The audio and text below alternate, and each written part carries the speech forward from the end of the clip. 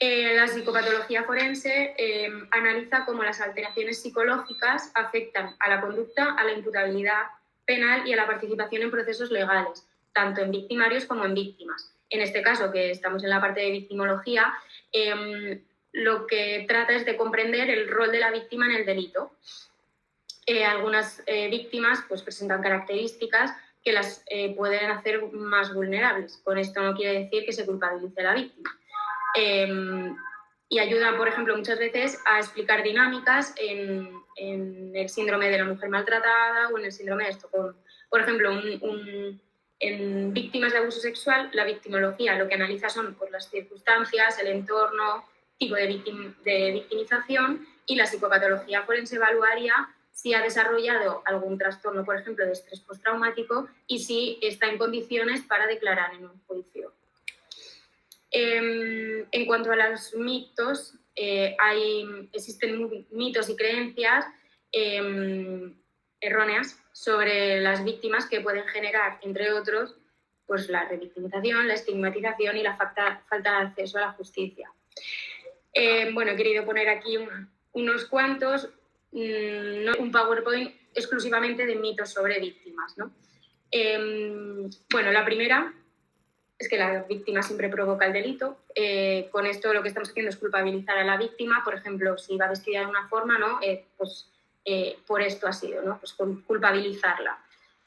Si no se defiende, no es una víctima real. Bueno, no gritó, no pidió ayuda, entonces lo permitió. No reaccionar por miedo, por shock o por parálisis emocional también es una defensa. Las víctimas siempre dicen la verdad. No hay ni que creer ciegamente, ¿no? ni dudar automáticamente, sino más bien pues, evaluar pues, la situación, ¿no? Solo las mujeres pueden ser víctimas, esto es erróneo, evidentemente, los hombres también pueden serlo, víctimas tanto de violencia, de abuso, de acoso. El problema es que pues, evitan denunciar por miedo o por vergüenza, pero realmente los hombres también son víctimas. Y bueno, esta última es la que más me gusta a mí de todas, y es que las víctimas de violencia en la pareja pueden irse cuando quieran. Aquí creo que se olvida una parte muy importante, ¿no? Que son los factores como el miedo, la dependencia económica y emocional, la manipulación psicológica, que es muy importante, y la baja autoestima de las víctimas. En cuanto al perfil, bueno, pues hay una serie de características pues, personales, pues edades extremas, ¿no? Pues niños o personas mayores, el sexo femenino más frecuente en delitos de violencia de género o abuso sexual, estado psicológico vulnerable, presencia de baja autoestima, dependencia emocional, condiciones físicas, discapacidad y una historia previa de victimización. Entre los factores sociales, pues un nivel socioeconómico bajo, escasa red de apoyos, pertenencia a grupos minoritarios, y de factores situacionales, entornos peligrosos, relaciones de dependencia o exposiciones en redes. Bueno, aquí lo he puesto como más específico, ¿no? Del tipo de delito. Por ejemplo, en el delito de violencia de género, el perfil común de la víctima.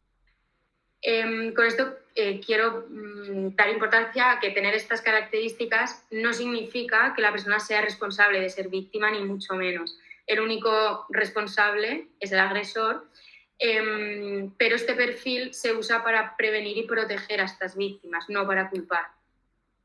En cuanto al tema escogido, que son las víctimas de abuso sexual infantil con síntomas disociativos, bueno, antes de nada me gustaría pues un poco de literatura. Pues el abuso sexual infantil requiere dos condiciones: una relación de desigualdad de poder entre el agresor y la víctima y la utilización de esta como un objeto sexual. Hay una serie de asimetrías, tanto de poder, de control y de autoridad sobre la víctima, de conocimiento, ¿no? El agresor tiene esas habilidades, esa capacidad de manipular, sabe hacerlo, y de gratificación, presiona a la víctima para que consienta el abuso. Todo esto provoca una serie de secuelas negativas a nivel físico, psicológico o comportamental.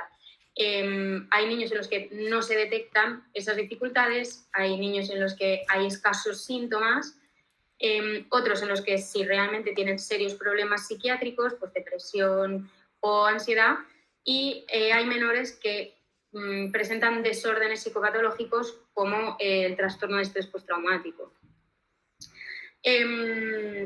o el trastorno disociativo. Este es un tipo de trastorno que se caracteriza por la desconexión o separación entre pensamientos, la identidad, la emoción o la memoria, o bueno, la percepción del entorno. La disociación es un mecanismo de defensa que, en mi opinión, es muy valioso, que lo que hace la mente es separar, ¿no?, o desconectar de la realidad para protegerse de emociones que duelen mucho.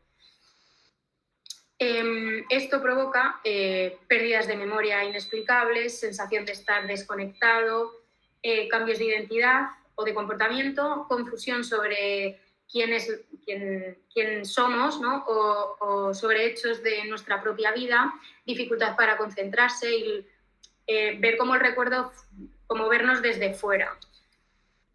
Las víctimas de abuso sexual desarrollan trastornos o síntomas disociativos, ¿vale? Entre ellos pues tenemos amnesia espacial sobre el evento, relatos fragmentados, despersonalización, sentirse como si no fueran ellas las que vivieron el hecho, ¿no? Es lo que decía antes, como verlo desde fuera, confusión en el orden cronológico de los eventos, sobre el tiempo y sobre todo la emocionalidad desconectada, ¿no? Entonces la víctima relata hechos muy graves con una frialdad bastante aparente. Estas manifestaciones son síntomas comunes y clínicamente válidos, pero en muchas ocasiones son mal interpretadas como falta de veracidad. Desde una perspectiva legal, se espera que un testimonio sea coherente, sea detallado, cronológico y emocionalmente congruente. Sin embargo, la disociación muchas veces lo que produce es exactamente lo contrario, ¿no? Incoherencias, recuerdos fragmentados, cambios en la narración, esta desconexión emocional que lleva pues, a que parezca que la víctima está mintiendo, está exagerando o todo, ¿no?, en conjunto. Con esto quiero dar importancia a... Bueno, he querido poner esta frase que me parece muy importante, y es que cuando el sistema niega el carácter traumático de la disociación, parece que está culpabilizando a la víctima por haber sobrevivido.